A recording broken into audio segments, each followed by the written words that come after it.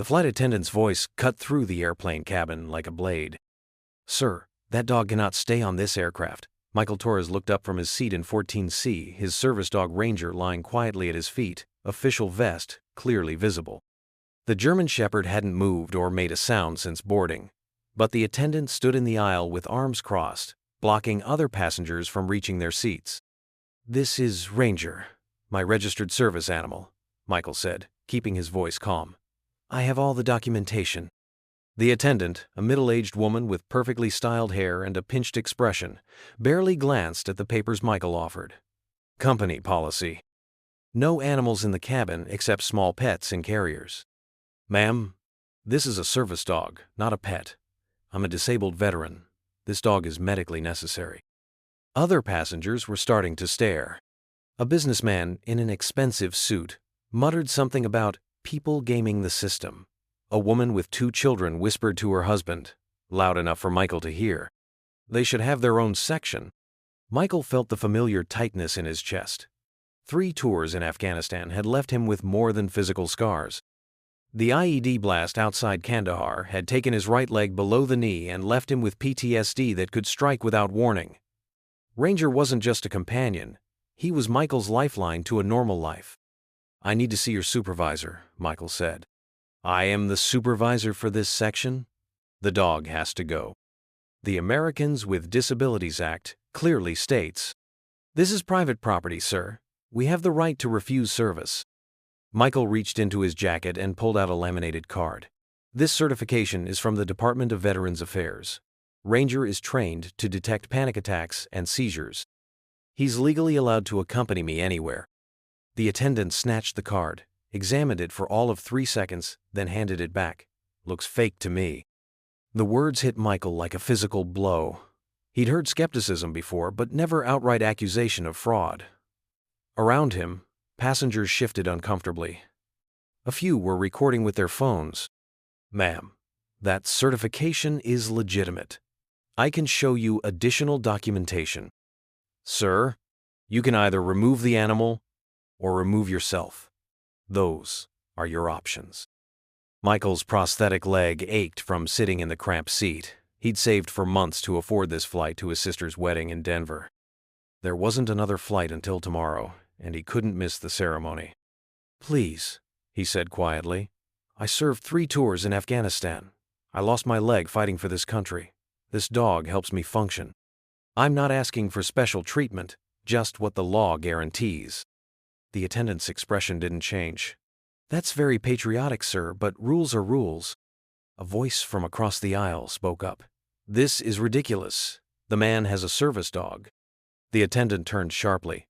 "Sir, please mind your own business." "It is my business when you're harassing a veteran." "Security!"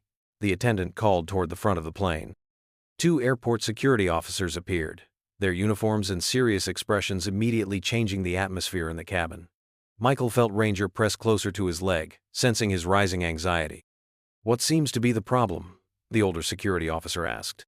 "This passenger is refusing to comply with our animal policy," the attendant said. Michael handed the officer his documentation. "I'm a disabled veteran with a certified service dog. This attendant is violating federal law by denying us passage." The security officer examined the papers more carefully than the attendant had. "These look legitimate to me." "Company policy overrides federal suggestions," the attendant insisted. "Actually, it doesn't," the officer said. "The ADA is federal law, not a suggestion." The attendant's face flushed red. "Are you telling me how to do my job?" "I'm telling you that removing a legitimate service animal is illegal discrimination." The captain's voice crackled over the intercom. "Ladies and gentlemen, we have a slight delay while we resolve a passenger issue.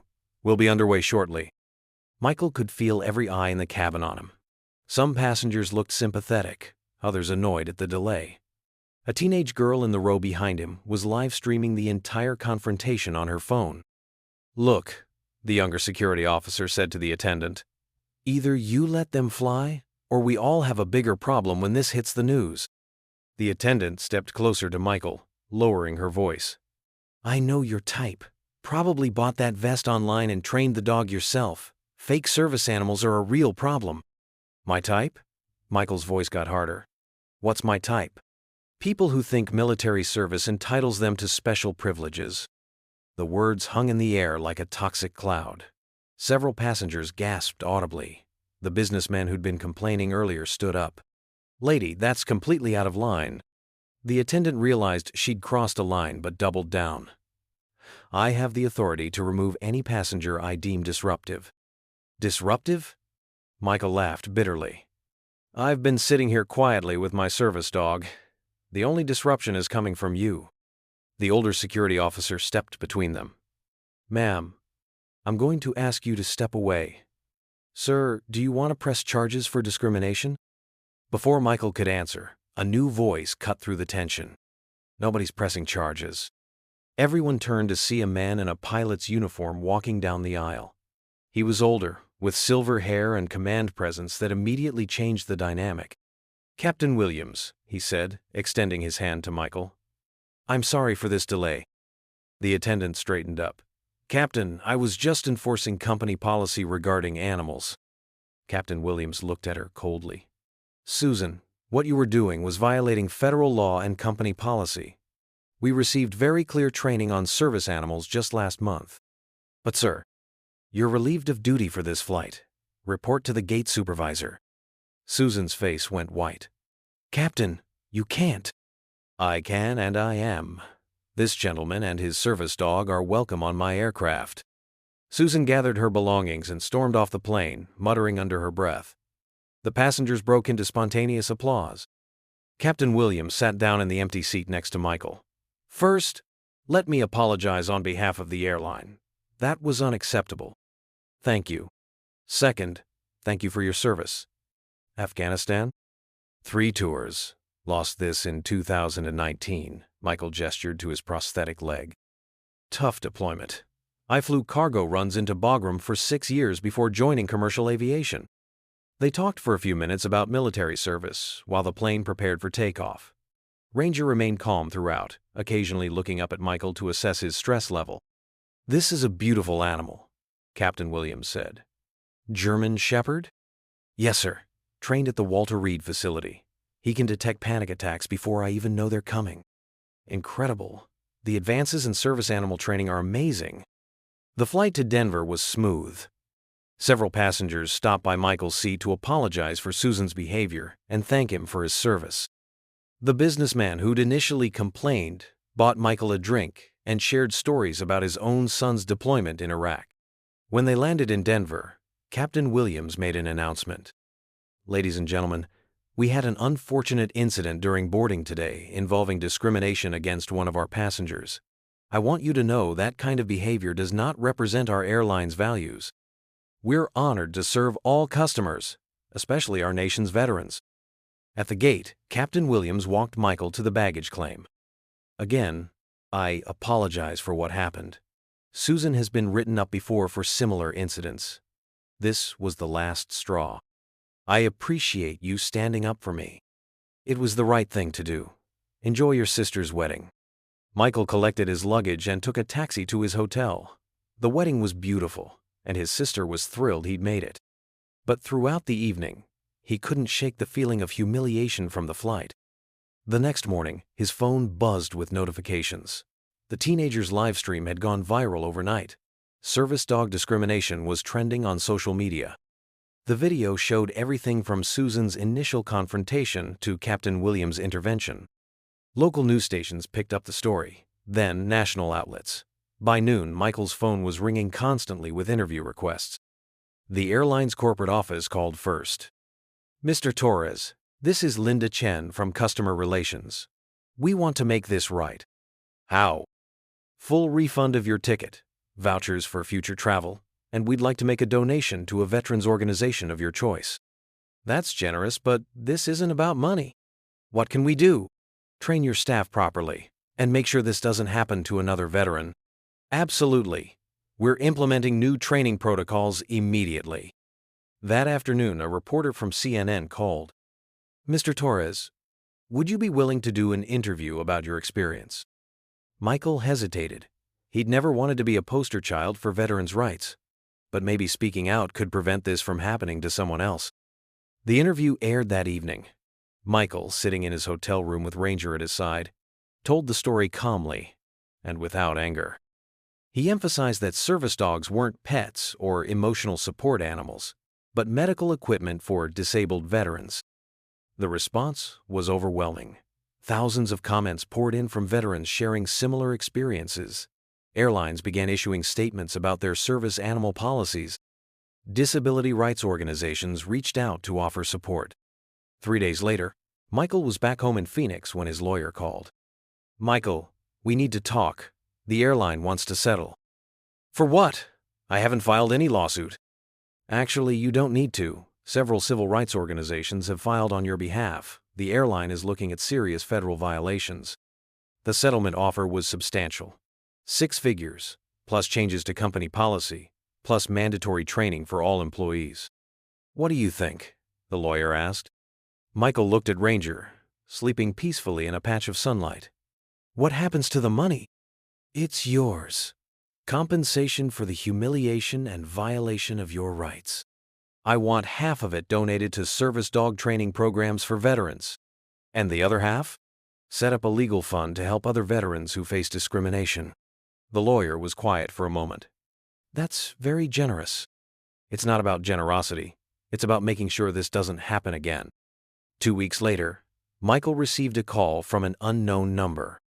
"Mr. Torres, this is Susan Phillips, the flight attendant from your flight." Michael almost hung up. "What do you want?" "I wanted to apologize and to tell you that I've been fired." "I'm sorry to hear that." "No, you're not. And you shouldn't be. I was wrong. Completely wrong." Susan's voice was shaky, emotional. "I've been working for airlines for 20 years. I've seen so many fake service animals that I became cynical. I stopped believing anyone." "That doesn't excuse what you said." "No, it doesn't. I called you a fraud. I questioned your service. I was horrible." Michael didn't respond. "I've been watching the interviews you've done, learning about PTSD and service dogs. I had no idea what you and other veterans go through." "Why are you calling me?" "Because I wanted you to know that you changed my mind.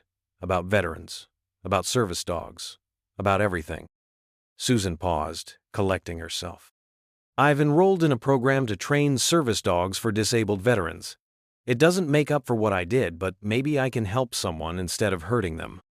Michael felt something shift in his chest. Not forgiveness exactly, but something close to it. "That's good, Susan. That's really good. I know you have no reason to believe me, but I am truly sorry."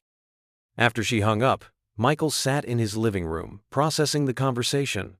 Ranger lifted his head and placed it on Michael's lap, sensing his emotional state. 6 months later, Michael received an invitation to speak at the airline's new employee training program. He stood before a room full of flight attendants, gate agents, and pilots, telling his story one more time. "The goal isn't to shame anyone," he concluded. "It's to understand that service dogs aren't about special treatment. They're about basic dignity. They're about veterans being able to live normal lives after sacrificing for their country." After his presentation, a young flight attendant approached him.